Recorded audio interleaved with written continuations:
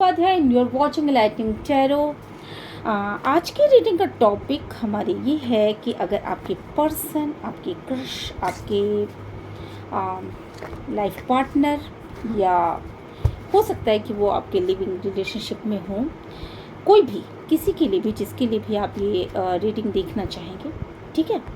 तो अगर वो आपसे कुछ कहते तो वो क्या कहते, अगर वो आपसे कुछ कहना चाहते तो वो क्या कहते। एक्स पार्टनर के लिए भी आप ये रीडिंग देख सकते हैं, ठीक है। तो चलिए फिर रीडिंग में आगे बढ़ते हैं। आपके पर्सन अगर आपसे कुछ कहना चाहते, हो सकता है वो आपकी लाइफ में हो सकता है ना, ठीक है। तो चलिए, अगर ये रीडिंग आपसे रेजोनेट करती है तो प्लीज़ चैनल को लाइक शेयर सब्सक्राइब करिएगा और यूनिवर्स को ग्रैटिट्यूड सेंड ज़रूर करिएगा, ठीक है। अगर आपके पर्सन, जिसके विषय में भी आप ये देख रहे हैं, वो आपसे कुछ कहना चाहते तो वो क्या कहते।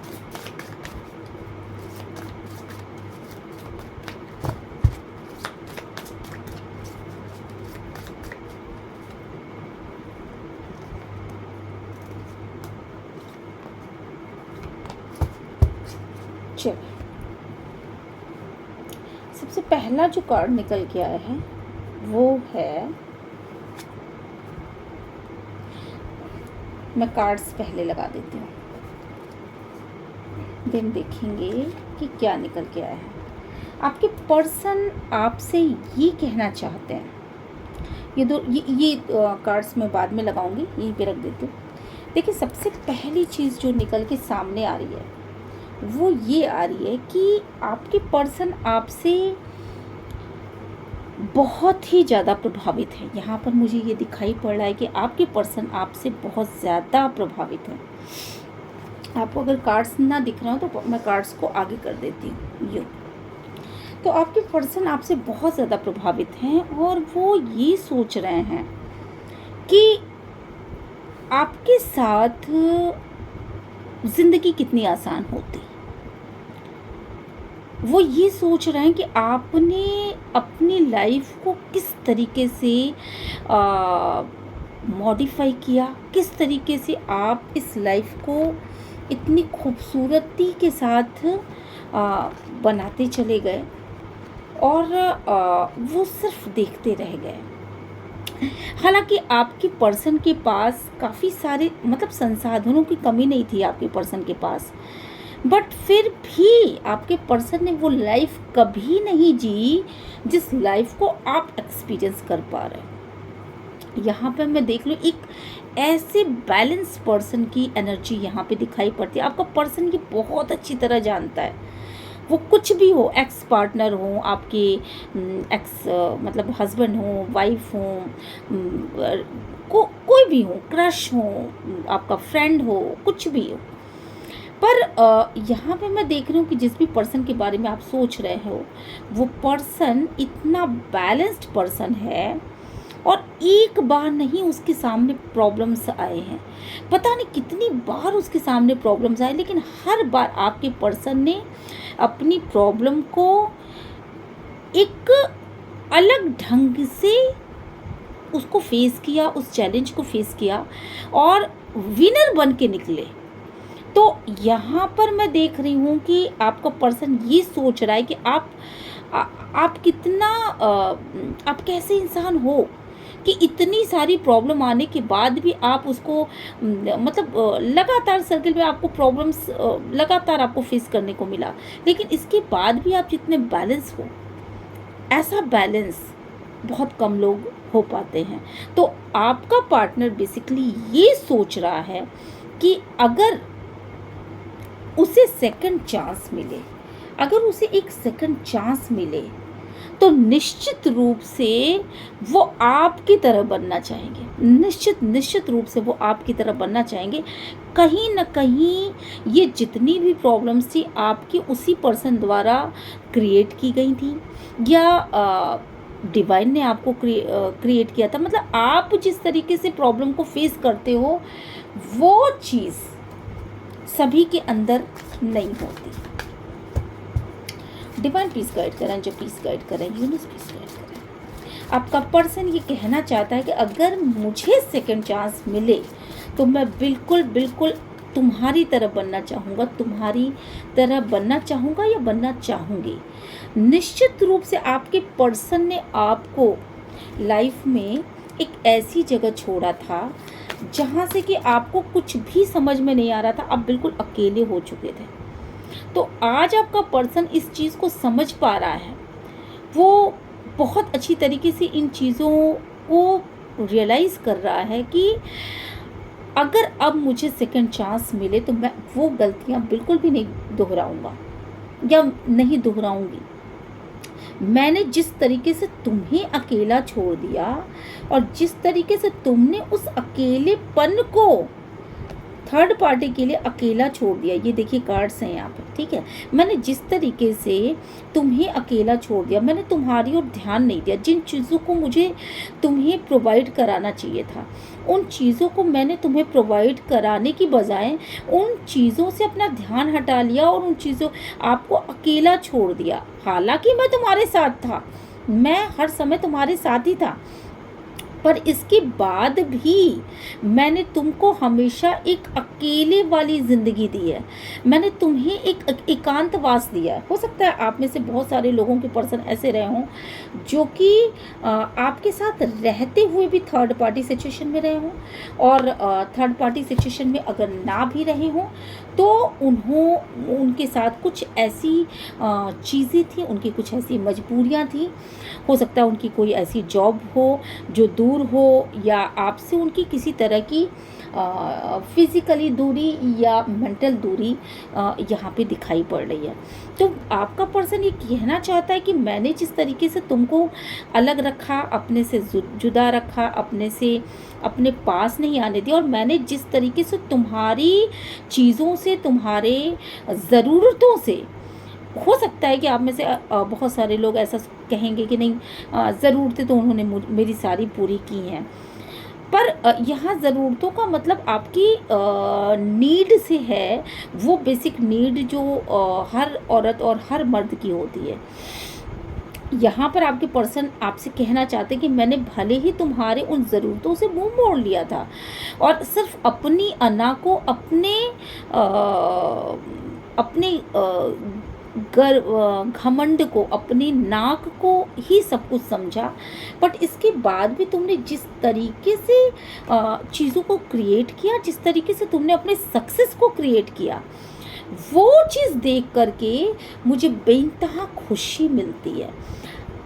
आज के दौर में आपका पर्सन इस बात को सोच करके कि आपने जिस तरीके से अपना कंट्रोल अपने हाथों में लिया है, इस बात को सोच करके आज की डेट में आपका पर्सन बहुत बहुत बहुत ही खुश होता है।